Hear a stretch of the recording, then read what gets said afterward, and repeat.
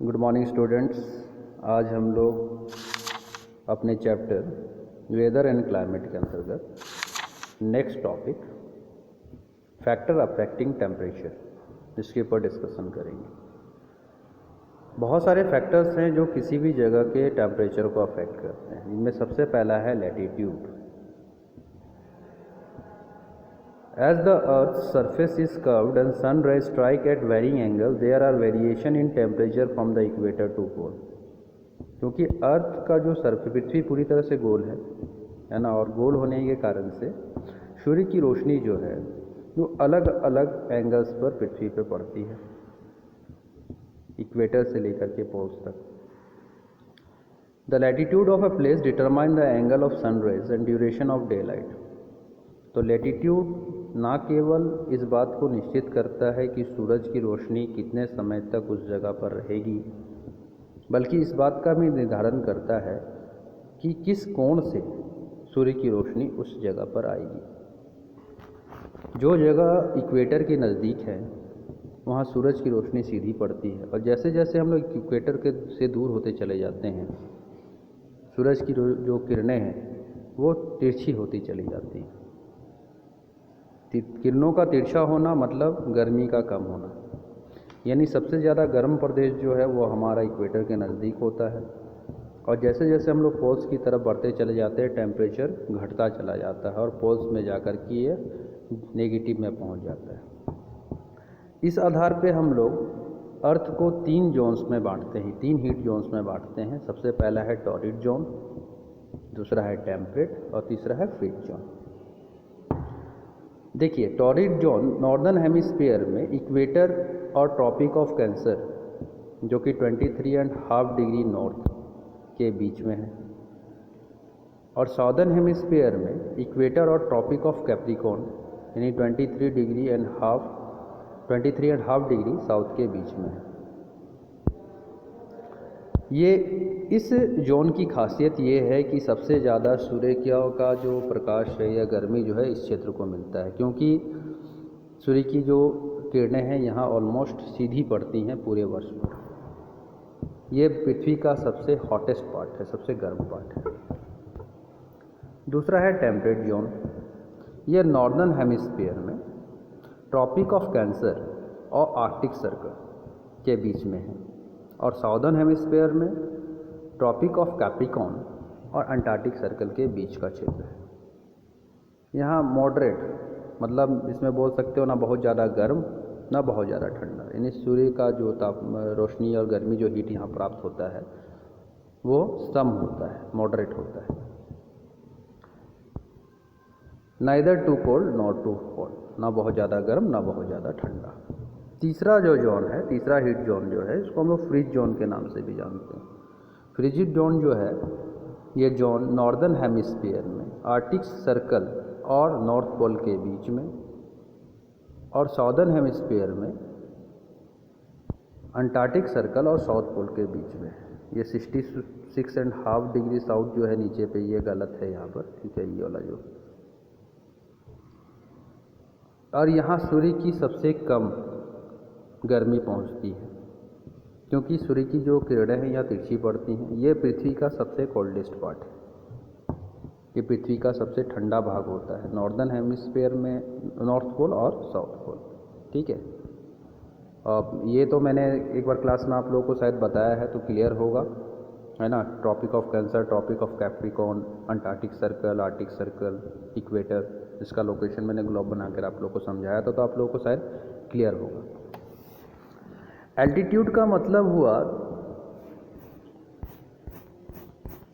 The atmosphere is mainly, altitude मतलब यहाँ पर क्या हुआ, ऊंचाई। The atmosphere is mainly heated by the earth heated surface.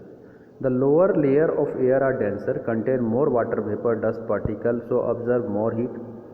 With in the increase in altitude, the thinner air is unable to hold the same amount of heat. The rate which temperature decrease with increase in the height is known as normal lapse rate. Therefore, hill stations like Simla, Darjeeling, Mussoorie, etc. are cooler than the place situated in the plain. देखिए, जैसे जैसे ऊंचाई बढ़ती चली जाती है तो तापमान कम होने लगता है, ठीक है, 165 मीटर सी लेवल से 165 मीटर में, जैसे जैसे 165 मीटर हम लोग ऊपर गए तो 1 डिग्री, फिर अगला 165 मीटर ऊपर जाएंगे तो फिर 1 डिग्री टेम्परेचर क्या होता जाएगा, घटता चला जाएगा, जिसको हम लोग लैप्स रेट कहते हैं। इसका कारण होता है कि जो सी लेवल के नीचे समुद्र के सामने, समुद्र तल से के सामने जब हम लोग रहते हैं तो वहाँ पर ह्यूमिडिटी भी अधिक होता है और डस्ट पार्टिकल भी अधिक होता है एटमॉस्फेयर में, जिसके कारण से वो ज़्यादा हीट एब्जॉर्ब करके रखती है। ठीक है, वो ह्यूमिडिटी और वाटर वेपर जो है, डस्ट पार्टिकल जो है, वो ज़्यादा हीट एब्जॉर्ब करके रखता है। और जैसे जैसे ऊंचाई बढ़ती है हमारा वाटर वेपर और डस्ट पार्टिकल की मात्रा जो होती है हवा में कम होती चली जाती है, जिसके कारण से ये टेम्परेचर जो है वो घटता चला जाता है। यानी ऊंची जगहों पर, जैसे हिल स्टेशन आपका दार्जिलिंग, शिमला, मसूरी, इन जगहों पर जो टेम्परेचर होता है प्लेन्स की तुलना में कम होता है। अगला है डिस्टेंस फ्रॉम द सी, समुद्र से दूरी। जो जगह समुद्र से दूर होते हैं वहाँ का टेम्परेचर, और वह जगह कोस्टल एरिया यानी समुद्र तटीय प्रदेश जो समुद्र से लगे हुए हैं, समुद्र से सामने के नज़दीक के क्षेत्र, वहाँ के टेम्परेचर में काफ़ी फ़र्क हम लोग को देखने को मिलता है। आमतौर पे जो समुद्र तटीय प्रदेश होते हैं वहाँ पर मॉडरेट क्लाइमेट होता है, ना बहुत ज़्यादा गर्मी पड़ती है ना बहुत ज़्यादा ठंड। और वहीं अगर हम लोग जैसे जैसे समुद्र से दूर होते चले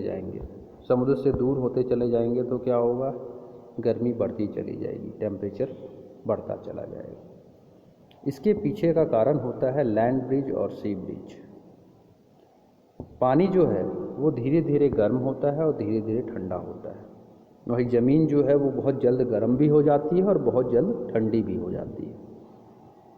तो दिन के समय जब सूरज की रोशनी पड़ती है तो पानी धीरे धीरे गर्म होता रहता है और ज़मीन तुरंत गर्म हो जाता है।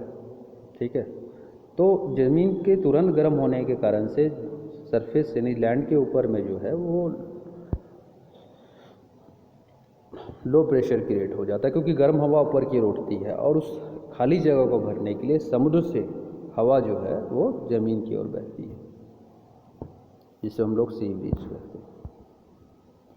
और वही ये प्रक्रिया उल्टी हो जाती है रात में। रात के समय क्योंकि सूरज डूब जाता है तो उसके बाद में धरती जल्दी ठंडी हो जाती है, समुद्र का पानी गर्म ही रहता है, तो हवा कहाँ से बहेगा, धरती से समुद्र की ओर, जिसको हम लोग लैंड ब्रिज बोलते हैं, जिसके कारण से एक मॉडरेटिंग इफेक्ट क्रिएट होता है। अगला है प्रिवेलिंग विंड्स। जो हवा जो है, विंड्स का काफ़ी ज़्यादा योगदान होता है किसी भी जगह के टेम्परेचर को बढ़ाने और घटाने में। अगर मान लो कहीं पर टेम्परेचर कम है और अचानक से कहीं से गर्म हवा का झोंका आएगा तो उस जगह के टेम्परेचर को क्या कर देगा, बढ़ा देगा। वहीं अगर कहीं पर बहुत ज़्यादा गर्मी पड़ रही है और कहीं से ठंडी हवा का झोंका आएगा तो वो क्या करेगा, उस जगह के टेम्परेचर को ठंडा कर देगा। अगला जो है ओशियन करेंट्स। देखो, महासागरीय धाराएं जो होती हैं दो तरह की होती हैं, गर्म और एक ठंडी। ठीक है, अगर किसी जगह कोस्टल एरिया में गर्म महासागरीय धाराएं आ जाती हैं तो क्या करेंगे, वहाँ के टेम्परेचर को बढ़ा देंगी। और वहीं अगर ठंडी जलधारा अगर आएगी तो वहाँ के टेम्परेचर को घटा देगी।